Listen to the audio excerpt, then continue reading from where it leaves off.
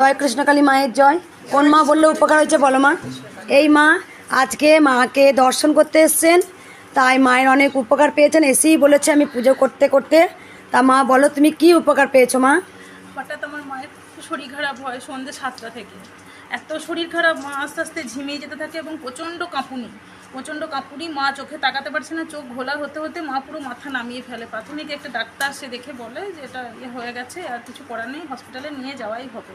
আমি হসপিটালে নিয়ে যেতে যেতে সমানে মায়ের নাম জপ করি। আমি আগেও এসেছি অনেকবার, মায়ের নাম জপ করে অনেক কিছু ফল পেয়েছি।